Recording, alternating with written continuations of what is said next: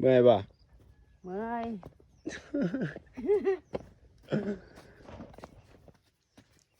โอ้ยมอนั้นบ่ถึกทางไปหยุดลงเด้ ดึงเด้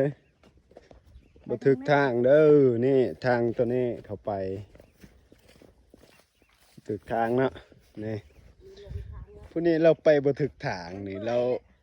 ลืมทางแล้วเพิ่นเมื่อยเนาะเราเมื่อยหลายเรา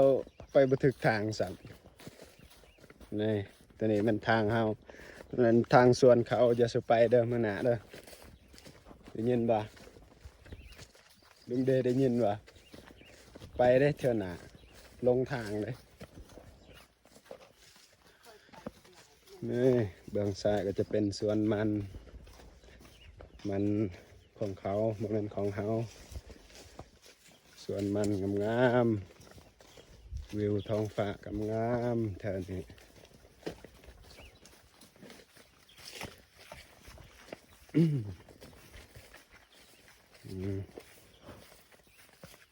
อยู่ในจัง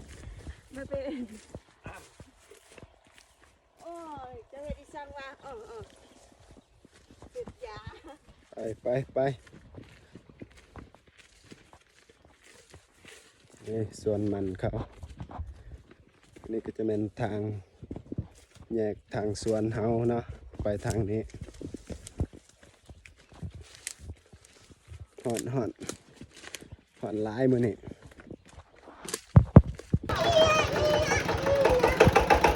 โอ้หัวหน้านี่ถอยรถขึ้นนี่เดี๋ยวเย็นได้หัวหน้านี่มาสาไรหัวหน้าเพิ่นมาสาหลายเนาะนี่เขากำลังสิไปรับจ้างน้ำเพิ่นเป็นหัวหน้าเพิ่นมาสาแห้งมื้อนี้นี่ลูกน้องหัวหน้า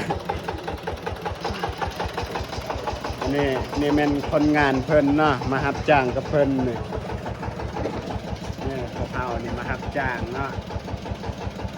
มาใส่ปุ๋ยของเพิ่นมื้อนี้